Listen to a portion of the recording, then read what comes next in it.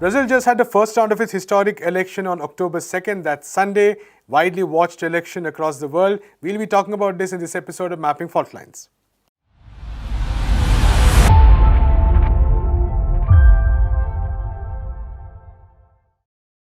We have with us Prabir Purkayastha.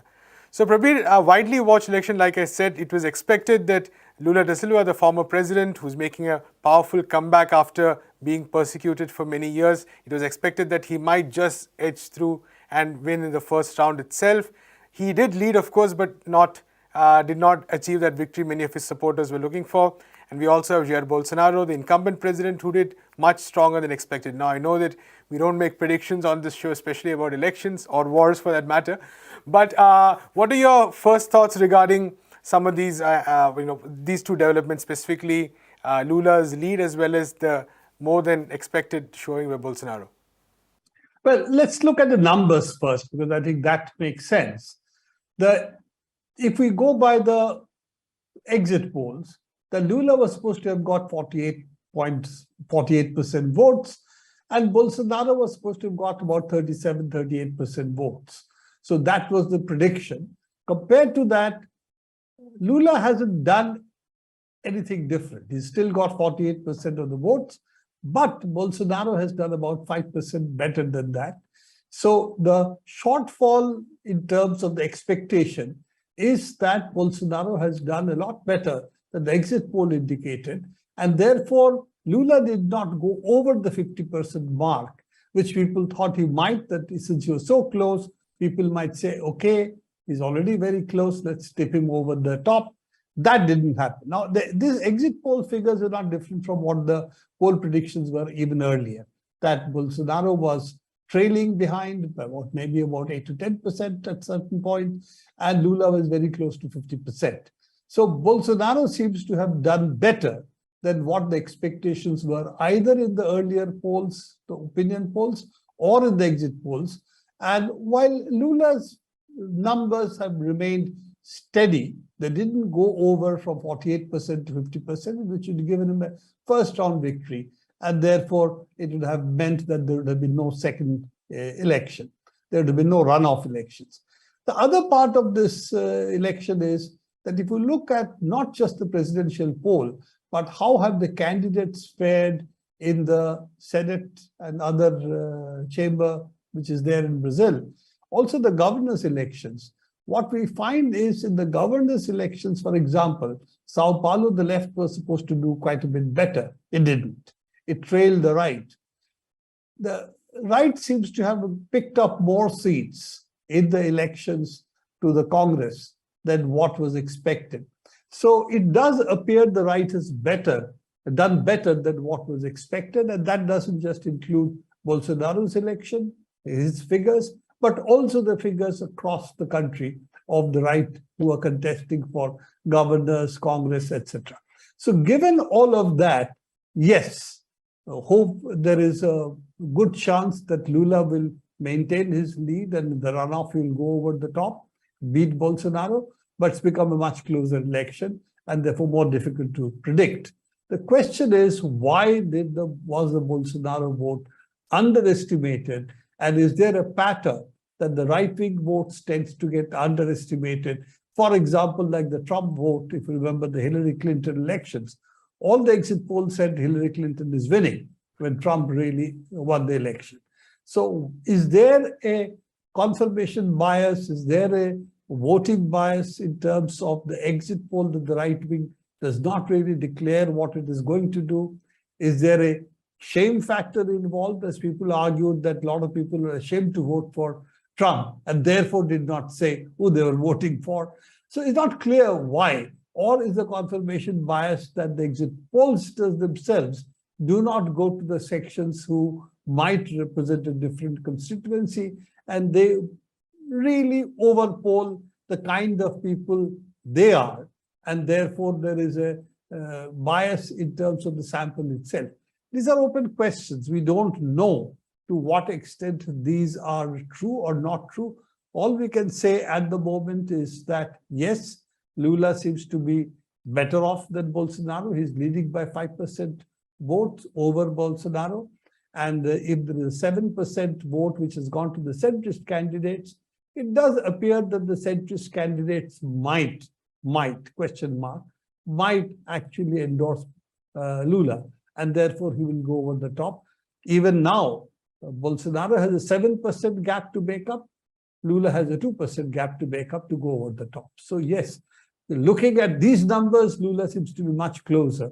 But since these are not voters who have voted for either Bolsonaro or for Lula, we do not know which way it can go. There is also the risk that Bolsonaro may not accept the results if he loses in the final round in the runoff elections. And he might, like Trump, question the veracity of the elections itself. So that risk is also there, and we'll have to see whether the Brazilian democracy is strong enough to sustain such a challenge, because Bolsonaro has been saying these things from the beginning. If he wins against all attempts to defeat him, including fraud in elections. If he loses, then of course the elections could be has been lost because of fraud. So I think that risk is very much there, but we'll have to see how strong Brazilian democracy is in order to, declare the results as they have recorded. Right, Prabir, absolutely. Of course, the election in Brazil important not only for that country, but for the entire region as well, in fact, the whole of the Americas. So could you also maybe take us through what really these two visions represent, what Bolsonaro and Lula represent when we're looking at, what they mean for Brazil from a global sense, so to speak? Well, it's very clear that Bolsonaro is the last now remaining candidate of the right for a major Latin American country. So if he loses, then you have all the major countries in Latin America who belong to some kind of a left-wing platform. They do not agree on lots of issues. For instance, Chile, the president has a different position, for instance, on the Ukraine war, but on a lot of other issues they seem to agree. And of course, on the basic issue of poverty, the rich, should the taxes be lowered for the rich, etc., which is really where the major social questions hinge in these countries. They are on the same side. So given that, if Brazil also joins other left-wing countries, then it's a huge shift in political discourse in Latin America. And let's not forget, Latin America has been the backwater of the United States. They have taken it for granted that this is within the Monroe Doctrine, that they really control or should have the right to control Latin America. But increasingly, the trade of these countries have also shifted from the United States to, for example, China. So given that there has been economic shifts, there is also the BRICS countries, which originally had raised the issue on foreign trade, taxes, financial inflows, how to regulate all of that. So if Brazil also, the left wins, then it means that the strengthening of BRICS may also take place, which in today's world would be a significant change, particularly as the world seems to be, or the US wants to divide the world in terms of those who are authoritarian and those who are liberal, in which actually Bolsonaro would be on the authoritarian side. But as we know, that in their view scheme of things, left is authoritarian, anybody to the right is democratic, okay, irrespective of whether they are authoritarian to the people or not. So I think therefore Lula's shift or Lula's coming or winning in Brazil would make a huge difference, because A, he has stature in Latin America, B, Brazil is the biggest economy. So if Brazil comes out on the side of an independent Latin American economy, which is what a lot of the earlier presidency that he did, he was one of the ones who pioneered this, along, of course, with Venezuela and, of course, with other countries as well.